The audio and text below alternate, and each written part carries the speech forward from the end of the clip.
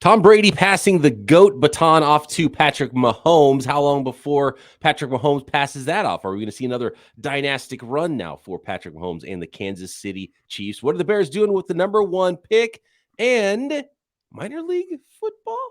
All that and more coming up on today's Peacock and Williamson. NFL analyst Brian Peacock and former NFL scout Matt Williamson bring you expert NFL analysis every day in less than 30 minutes. Get an inside look into the NFL on the field and in the front office.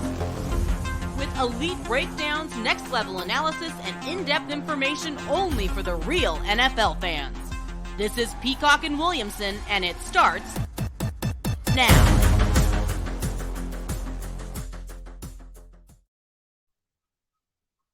Welcome to the Peacock and Williamson NFL Show. Brian Peacock alongside Matt Williamson at BD Peacock at Williamson NFL on Twitter. That's where today's questions are coming from on this Mailbag episode. Thanks to everybody for making us your first listen on the Locked On Podcast Network. Your team every day. And yes, your team is covered right here on the Locked On Podcast Network. Today's episode is presented by PrizePicks. PrizePicks is daily fantasy made easy. Pick 2 to 5 players, pick 2 to 6 players now, actually. And if they score more or less than their PrizePicks projection, you can win up to 25 times your money on that entry. First-time users can receive a 100% instant deposit match up to $100 with promo code Locked On.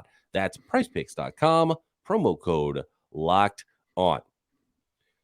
I like this question from Jerry. Shout out Jerry, who has been the commissioner of the Peacock and Williamson Fantasy League for the last couple seasons. And Matt, we haven't shown out very well in that league. I think we got to put a little bit more effort into it next year. But shout out to Jerry for doing that. It's always a lot of fun. And he says 90-man rosters. Final 30 or so are practice squad minor league team. Those not made available for the first team game to play, the minor league game plays afterwards with development coaches. Stadium is already paid for. Boom. Developmental league. Who says no? Well, people that have followed me know that this is one of my passions, and I make the joke, if I was king of the world, I would have minor league football, and then I'd start working on world peace and curing hunger across the world and killing diseases and whatnot. I have not heard a good solution, and I'm not sure this is a good solution, but I kind of like the idea of playing that team. Seattle plays Miami, whatever. And you stay there and the team 2 comes out after, or you had mentioned at one point, maybe the day before, but travel's a problem. Like the USFL is kicking off now. There's 8 teams in the USFL. Last year, they were all in Birmingham, Alabama. This year, I guess there's going to be 4 cities for the 8 teams. So there will be some travel, but it's not going all over the country. And how much, I'm sure the NFL has money to do it, but are you going to take 2 private jets to Seattle from Miami? You know what I mean? Or do you just play close games, or, you know what I mean? Like, I don't know how that part would work. Yeah, in the idea of like the day before, sort of like a high school JV varsity thing, JV plays on Thursday and varsity plays on Friday night. But then, the field conditions might be worse for the NFL game, and you don't want that. So playing after probably makes more sense, but you're going to hold up the plane and all the other teams. If you do it on another day of the week, it's so hard because the timing of the NFL week is already so tight. And so you can't delay a flight an extra day. Are you just flying twice as many people? What about the other coaches? Because it would be such a great situation to get guys on the field and get them playing time instead of just practicing throughout the week, the practice squad guys, and having expanded practice squad rosters and developing another coach to be able to call plays and those types of things. I mean, it needs to happen. And affiliation is so big, I think, for this, because there's always been these minor leagues. And I mean, how many times do we have to see them fail before we realize it's not going to work? For fans to be really into it, they need affiliation. And man, I mean, we're speaking to the hardcore football fan, Matt, a lot of times. And especially on Locked On 49ers, I'm speaking to a lot of hardcore 49ers fans. They know everybody on the roster. They know everybody on the practice squad. They would watch those guys play football because they're affiliated, when they would never tune in to the USFL or XFL or whatever. And by the way, the Arena League is coming back too. It's been sort of a minor league in a way for the NFL. They've just never figured out a really good way to do it. But I think affiliation is so key to any of this for NFL fans. Me too. And the Pittsburgh Maulers are one of the USFL teams. I can't name one player on their team. Yeah, I have no idea. I have no interest in going. I don't, whatever. But let's stick to the Niners. That in week one, see here, the way I think it should work is almost like baseball or hockey, but they wear Bears uniforms and helmets and Seahawk uniforms and helmets. And the affiliated team, the minor league team, is drivable. Like the Pittsburgh Penguins minor league team is Wilkes-Barre, Scranton, where The Office was filmed in the middle of PA. So if you call up a goalie, he gets in a car and he drives to the team. You know what I mean? Like it'd be close by. And some of my thoughts on it, or for example, I was going to mention the Niners. Like week one, Brock Purdy would probably be the starting quarterback of the baby Niners. You know what I mean? There was, yes, yeah, and people would be interested. Oh, Brock Purdy played really well. He tore up. Been like, wait, this Brock Purdy guy's got something. Yeah, right. Should we call him up? Yeah, in the minor league. Yeah, this pitcher's mowing down everybody in the minors. Let's call him up. You know what I mean? And my love for it is you would have a totally different set of coaches. You'd even have a GM or a liaison, I'm sure, between the big team and the little team. You'd run the same scheme. Be great for developing offensive linemen where there's a shortage. It'd be great for developing refs, coaches, minority coaches, whatever. There's just more opportunities because the college game's a lot different. I mean, the college game isn't exactly a minor league. And maybe you do it this way. Like, I bet we could divide the NFL into 4 8-team divisions. Like, think of your Niners. Who are the 7 teams closest between Arizona and Seattle? Those 8 teams only play each other, and they're all drivable or easy trips. Like Pittsburgh would play Philly, Buffalo, Cleveland, Cincinnati, Baltimore, and we could figure it out from there. Detroit, whatever. You know what I mean? And divide the country into 4 quadrants, and those are the teams you play. And maybe they only play every other week or every 10 days, every Wednesday night, and it's on ESPN2. People would watch it because it'd be a Steeler helmet versus a Niner helmet. Right? It's sort of like is it the Shrine Game or the Senior Bowl? The Senior Bowl, they still do it where they wear their school helmets, right? But it's right. Uniform. Yeah. You could do it like that too, where you don't have to have an entire roster from one affiliation, but you could have it mixed up. And I don't like that though, because I want to develop my system. I want the team secrets to be there, and that's where Jerry's idea is so brilliant, I think. And I love Jerry's idea here with it just happening right after the game. And it doesn't have to be a full game necessarily. You can play a couple of quarters, maybe, just to, even if it's almost scrimmage like in a way, but just a way to get guys reps of actual game play and not just practice. And then you could actually have entirely your system, your scheme, your coaching staff, your developmental guys out there, guys that are switching positions, those types of things. And yeah, I love it. What if they played on Tuesday and Wednesday nights though? People would watch, I don't know. No one's watching Sunday at 6 o'clock. You know what I mean? Yeah. So that would be the other thing is you just it's the travel, because you could play what if you played like the local college team? You know what I mean? Like, I don't know. I'm just trying to think of a way that you could not travel, and Tuesday after practice, Tuesday night, those practice squad guys, the extra minor league team that you have could play somebody. You would have to be traveling separately, and the cost would be huge for that if you were traveling like to other cities and playing other teams, minor league teams in the middle of the week, and then you'd be missing a day of practice otherwise, and the coaches would be gone, and so that's where the timing starts to get really mixed up. If you're actually using your own coaches and your own players in a day away from where you're normally practicing, now they're not getting the practice either. So that's what makes it tough if you're traveling twice a week.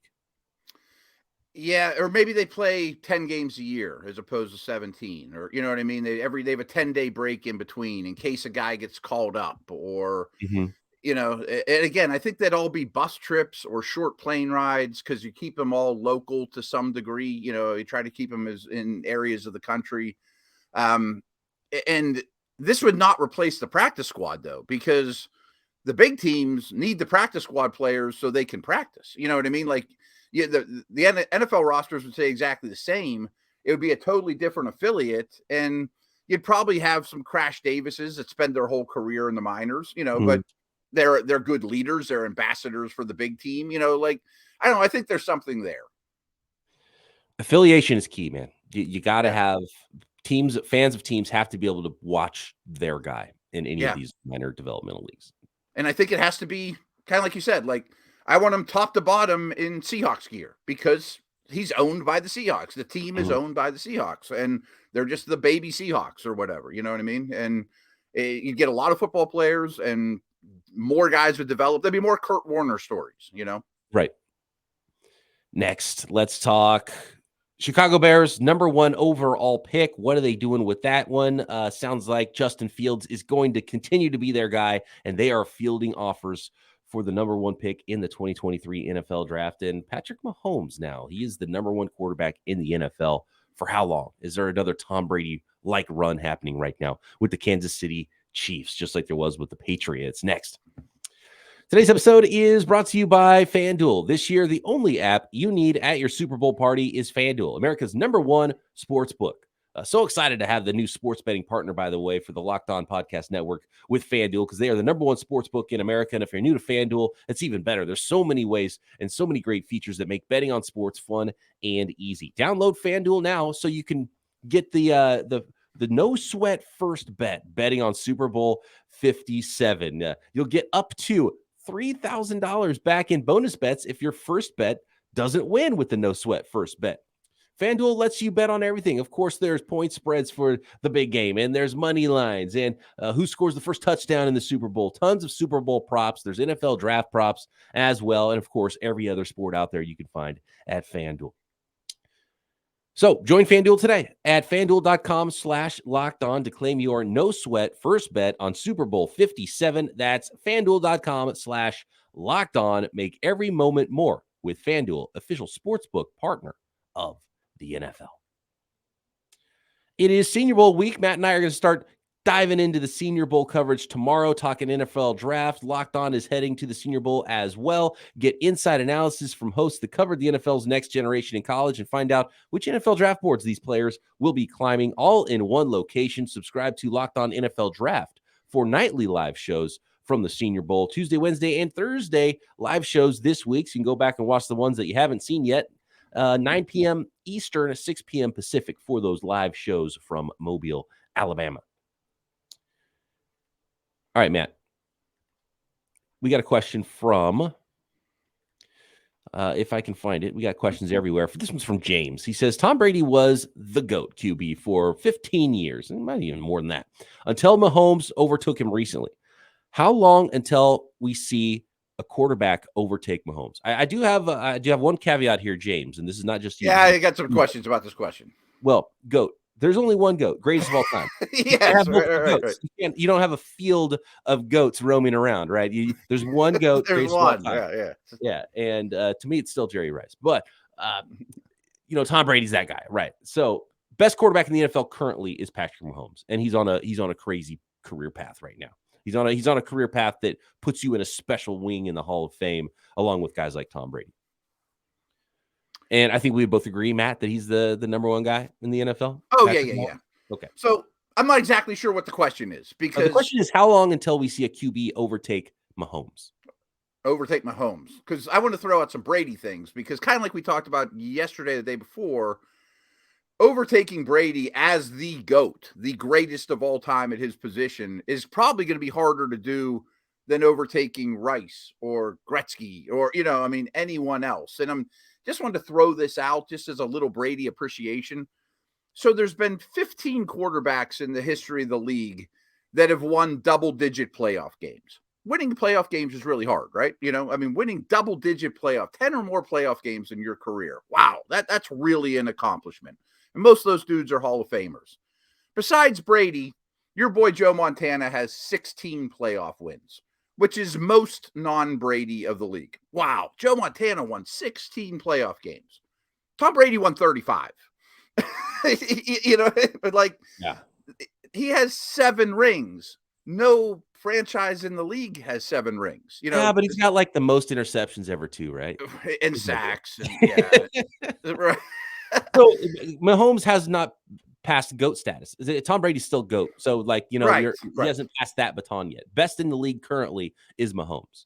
Exactly. So the question is more like, is Mahomes going to go on a 15-year run like Brady? And if we're talking about Mahomes in 10 years, like we talked about Brady, I would not be shocked. Like, I don't see anybody overtaking Mahomes like anytime soon. And there's a lot of really talented quarterbacks in the NFL. How could you project someone to be better than Mahomes with what he's doing right now?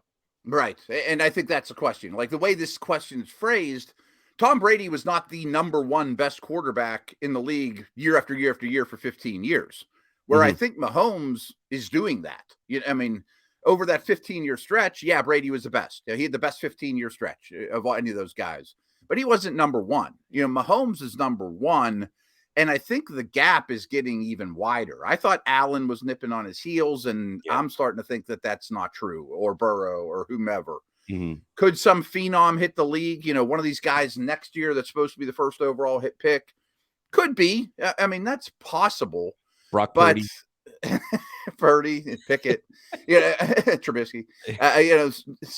I think it's unlikely in the next 5 years. I mean, projecting the next 15 is crazy, or the next 10. He already has 5+ in the book. But if you ask me, Matt, who do you think the best quarterback is going to be in 2028? I'm saying Mahomes. Right. Oh, absolutely. I'm taking that. I'm taking that all day long. I don't care what the odds are. And here's the thing: is how long will he play? Is he going to play till he's 45? We've never seen that before. So when he's done and hangs him up, if he stops playing at 35 years old, 10 years short of Brady, is he going to have the rings? Is he going to have where you'd say, oh, he was the greatest quarterback of all time? I mean, that's going to be 36 playoff wins. Right. Yeah, exactly. He's on his way, though. Like, I mean, he just rolls into the AFC Championship game every single year. It's pretty wild what Mahomes is doing. That's what leads me actually to my question to kind of along these lines, because people have been asking me this lately, and I never really gave it any thought. The word dynasty isn't, defined. If you win X amount next year's, you're a dynasty. I've been asked, are the Chiefs a dynasty? And I'm leaning towards yes, especially if they win next Sunday. I mean, multiple titles is key in a short amount of time, and you could project out. I kind of look at it as a decade or a 10-year period. If you're winning multiple titles in a 10-year period, you're always in the playoffs. That's a dynastic run. Me too. I mean, 5 straight championship appearances to me is pretty darn close to a dynasty, as long as you mix in a Super Bowl or 2. Like, I won't say the Bills will go into the Super Bowl 4 years in a row as a dynasty, though, because you got to at least win 1 or 2 in that stretch. I mean, you got to have some rings. You know what I mean? But I think this is a dynasty. Rings. If I would say criteria for dynasty, number 1, multiple rings. Okay. So if they don't win Sunday, we can't yet say dynasty, but they might be back next year. I mean, they're not going away. Yeah. And I also think you can't have any bad years in there. Like, oh, wow, they were at the AFC Championship 5 or 6 years, but the other year they won 3 games. And unless disaster happens, right? Mahomes gets hurt, and tears an ACL, and it's like, okay, well. Real quick here, Las Vegas, question about Las Vegas quarterbacks. NFL Draft Dodger says, how big of a factor is brand name for Las Vegas in landing their next quarterback? Seems that given the city, they would want a Brady or a Rodgers. This question was put out the day before that Tom Brady retired. So talking about more Aaron Rodgers probably now. Said, would a Brady or a Rodgers more than a Stroud or Levis on the back of that jersey make more sense for a team like Las Vegas more than others? Maybe. More than others, yes. I mean, they're new to the fan base. By NFL standards, they were hurting for money. COVID really was bad timing for them. New stadium, the move, all that. They didn't have as much money, cash as other teams. It's the nature of the city. I think, wants flash. I mean, I've said this a bunch about the Rams. I think the way that they're built has something to do with the city they're in. The star power, the Showtime Lakers, Donald, Stafford. Goff wasn't as fun, so put Stafford in there with some more stars. I think Vegas is similar. I don't know those cities as well as you do, but there's just a lot more going on. Green Bay doesn't need Rodgers or Favre. They've had them. Bills don't need Allen or Kelly. They've had them, but they'll love their team no matter what and fill up a stadium. You know what I mean? Yeah, and I think sports is a little bit different. You are fighting with a lot of big grand shows and stuff in Las Vegas, and I get that idea, but it's pro football. I don't think it matters as much and actually Dave Ziegler, the GM of the Raiders, yesterday in a press conference, sort of kicking off the offseason, I believe, answered that question. And he's like, we're going to build this thing through the draft. We need to draft and develop players. So it sounded like he was maybe not super into going with the big name quarterback and maybe building that thing naturally. So we'll see what that looks like for the Las Vegas Raiders going forward. So as the other thing I was going to say is, but you could certainly make mistakes. Like if I'm the GM, I don't care what city I'm in. I'm trying to build a winner, because I'm going to get fired if I don't. I mean, I'm going to do whatever's best for the team, in order to win games. Justin Fields, Bryce Young, maybe Will Anderson, or how about a haul of a trade for the Chicago Bears with the number 1 pick next?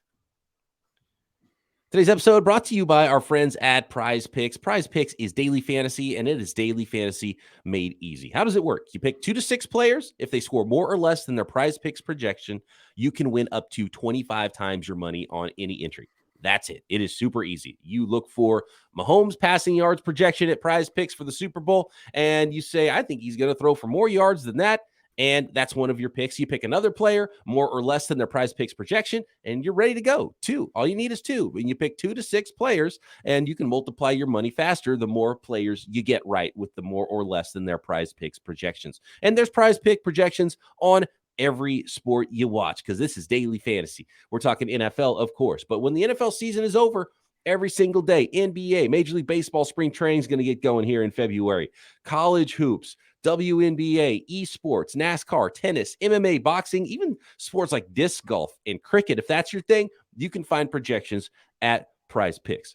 So download the PrizePicks app or go to prizepicks.com to sign up and play daily fantasy sports. First-time users can receive a 100% instant deposit match up to $100 with promo code LOCKEDON. If you deposit $100, PrizePicks will give you $100. If you deposit $50, PrizePicks will give you $50 more to play with. So don't forget to enter promo code LOCKEDON at sign up for an instant deposit match up to $100. Let's go back to the Twitter mailbag here, and we've got a question from Josh. And I'm going to add to this question because we've gotten a few questions about the Bears over the course of the last couple weeks here. And, we're digging a little bit more into draft season as we go, and we'll be in full draft season mode after the Super Bowl. Josh says, if the Saints called up the Bears and offered them Marcus Lattimore, the corner, their first-round pick, which they just got for Sean Payton, which is 29th in the first round, and Ryan Ramczyk, offensive tackle, for the number 1 pick, do the Bears say no? This one's interesting because I love where Josh's mind is because, the forever cap, the cap gymnastics of the Saints. Could they fix their cap situation and go get their quarterback all in one move? Whereas the Bears have more cap space than anybody in the league and really need a lot of talent, especially offensive tackle, and they could stay in the first round as well. The question would be, can they get more for the number 1 overall pick than pick 29, a starting corner who's really good in Marcus Lattimore and a starting offensive tackle who's really good in Ryan Ramczyk? It is interesting because I immediately went to salary cap as well. The Saints are always up against it, always maxing out their credit cards. The Bears have more money than they can truly spend, and these guys are worth the money. I wish that 29th was 12th, though. You know what I mean? Because then the Bears are getting no premium players in this draft. I mean, that's a long wait. You're picking 29 and then 32 or whatever. I wish there was more premium young guys. Not that Ramczyk and Lattimore are old, but I would say, yes, they're in their prime, but I wish they were 2 or 3 years younger for this deal. You know what I mean? Like, I wish they were ascending. And it would be a full rebuild for the Saints, too, in this case. Right. The Saints are like, okay, well, we're not going to win. We need to go get a quarterback. And that's what it's all about for the Saints. It makes sense for both teams. I think the Bears could possibly get more. Reports recently this week are that the Bears, and it's not surprising, the Bears are going to go with Justin Fields. He's their guy. So, number 1 overall pick officially is for sale. We kind of already knew it was going to be. Is there that quarterback worth going all the way up to get? Would the Texans even go from 2 to 1 to try to thwart any other teams that might come up, like the Titans or the Raiders? The Colts at 4 to me is the most obvious. Yeah, right. The Colt, and if you're the Bears, you would love to stay in the top 4. Because if there's 2 quarterbacks to go, and then you're guaranteed one of those top defenders, which would be really nice on their defensive line as well for Matt Eberflus. So it's going to be fun this draft season, knowing the number 1 pick is almost assuredly going to be traded. So I like Josh's way of thinking here too, because by the way, that's also a offensive tackle and corner. They're not guards and linebackers and running backs. They're premium positions that are and hard to offensive find. tackle is such a big one, right? For the Bears. Fields would say thank you, obviously. But I bet when it's all said and done, they get a better package. Like if you go to 1 to 4 and end up with Jalen Carter or Will Anderson, and you get next year's first and maybe this year's second, I think that's a better deal than what Josh is presenting here. You think that? So, or whatever it ends up being. From 4 to 1, let's see. So it'd be for sure the number 4 this year, first round next year to go up from 4. Just that. Let's say if it's just. And I'm listening if that's the only thing on the table. If that's the offer, is that better than this Saints trade? I think so, because I'm still staying in the top 5. I'd going all the way down to the Saints pick is rough to me. And they could go in this, and there's not necessarily Marcus Lattimore or Ryan Ramczyk level players in free agency, but the Bears can do both. They can leverage that first overall pick, get a lot for it, and then still just go sign people in free agency. They can sign the next back. They can sign the best offensive tackle that's maybe not as good as Ryan Ramczyk, but they can still get a good offensive tackle. They still have a lot of earning power, obviously. So I like the thought. It made me think, but I think in the end, no. Josh has another one here I want to throw out if you don't mind. Yeah. He sent it directly to me, but he By the way, Josh is the Jerry Rice of question askers. That's his that's him. Name. Yep. And it's his initials. Look at that, JR. He asked me directly, what's your earliest Super Bowl memory? While you think of yours, if you have one, mine's actually very obvious because it's the first football game I really remember. I was born in 1973, so it's not hard to figure out that the Steelers of the 70s were pretty big in my town as I was growing up in my very, very formidable years. The Steelers have been awful forever, and now they're a powerhouse as I learn to crawl and walk and know what the heck's going on in the world. And I believe that's why I do what I do for a living. But I don't remember their first couple Super Bowls. I do remember their fourth one, though. We were at a huge party at my uncle's place, and my whole family was there. And that was like 1980, the game was played. So I was 7. And I know I was at the other Super Bowl parties for 4 of the 6 years that they won, but I didn't know what a first down was or care when somebody caught the pass or if they won. I just cheered when people cheered, and I probably had a Terry Bradshaw jersey on or whatever. But I remember vividly watching Steelers Rams as a 7-year-old, intent on every play. Mine is the same decade, but the end of the decade. And okay, I bet. Growing up in California, my family was San Francisco 49ers, San Francisco Giants, Sure. And in 88 and 89, I don't remember the early 80s Super Bowls for the 49ers, but 88, 89, the 49ers go back to back. And the San Francisco Giants were in the World Series in 1989. It's like, it was perfect. I was at the perfect age to be super into picking my teams, picking my sports, picking my players. So in baseball, it was Will Clark. I can still hit. I'm right-handed, but I hit left-handed to this day because of Will throw. I played Will Clark in the backyard playing wiffle ball, hitting left-handed all day long, and got pretty good at hitting left-handed. Jerry Rice, Joe Montana, Ronnie Lott. How can you not fall in love with those teams? But it's John Taylor's touchdown catch in the Super Bowl against the Bengals to win the Super Bowl. I mean, that's it. It was the perfect age, the perfect time. Your team's winning Super Bowls. How could you not become a fan and fall in love with the sport of those teams? That's funny you brought that up because I hadn't thought of the other side of that because the Pirates won the World Series that year. That was We Are Family, I can tell you the whole lineup. Omar Marino led off. Phil Gardner was the second baseman. Pops Willie Stargell was the star. Dave Parker was hitting third. And I thought that was so cool. I'm like, my hometown has both champions. This is unbelievable. And Bradshaw and Stargell were on the cover of Sports Illustrated. I'm like, wow, that's so cool. The Pirates had some good teams in the 80s. They even had the Bonds, Bonilla, Van Slyke era too there. After that, they've been dead to me. I don't like to talk about them. And they've been pretty lean since then. Yeah. Oh, they're like the worst organization I've ever seen. They make the Texans look good. I mean, it's a sore spot, dude. What are your thoughts on, I think we've been asked this before, but the Pirates always make me think of this because have you watched the documentary on the Wrexham Football Club with Ryan Reynolds? And they bought a Welsh soccer team. Okay.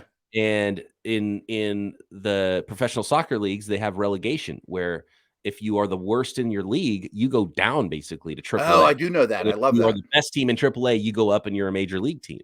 And especially with when you see teams like the Pirates doing what they're doing. You know, the Browns for so many years, the Jets. There's no minor leagues in football. I mean, you're not going to go into the SEC, I guess, or something like that. Alabama gets called up to the NFL, but it brings us full circle to our conversation to start the show, though. Right, with minor leagues. With baseball, they have a full minor leagues, and they could do this. Like, relegation would be so awesome, and it really is a cool thing for the sport in soccer or football. And I love it. It would never happen with the owners of these pro franchises in America, but it's such an awesome idea, and that would be really funny to see. All of a sudden, I don't know what minor league team, the Altoona Curve gets called up to the majors, and the Pittsburgh Pirates go down to the minor leagues. And that's honestly what I think they are. They're the minor league team for the Red Sox and Yankees, and they draft high and they develop a guy for a couple of years, and as soon as he looks good, I'm like, oh, he'll be a great Yankee, you know. And I always make the joke when I'm in Indianapolis for the combine every year. I walk right past the Indianapolis, whatever the heck they're called, stadium, which is a Pirates minor league team, going back to our earlier conversation. And there's Garrett Cole and McCutcheon on there. These are our stars. I'm like, well, neither one of those are Pirates. I guess Cutch just re-signed, but he stinks and it's old now. That's as much as I know about the team. How about this just dawned on me. What about this for the NFL? NFL expands to 2 more teams, one AFC, one NFC, but they're minor league teams, and they play the big teams. What's the advantage there? Every team plays one game against that extra squad, but they're an NFL team, so they're basically the Pittsburgh Pirates, right? And they're developing talent for the rest of the league. There's just 2 more rosters of developmental players. And every team has you hope you don't get beat by that team, but every team gets to play that developmental squad once per year. And then at the end of the year, there's like a draft of that team from the other NFL squads. And then you build a new developmental team every year, one in the AFC, one in the NFC. There's a way to have a little minor league action, and also a way to incorporate that into the NFL structure. I like the idea of somehow drafting from those teams. Other than that, you didn't sell me too well, I'll be honest. I keep thinking about like Major League, and you're peeling off pictures of the owner. Yeah, exactly. Right. It'd be that same idea. Yeah, the Pittsburgh Pirates, those the Major League. What a great film, by the way. Yes. All right. We got to get out of here. We probably went a little too long on that.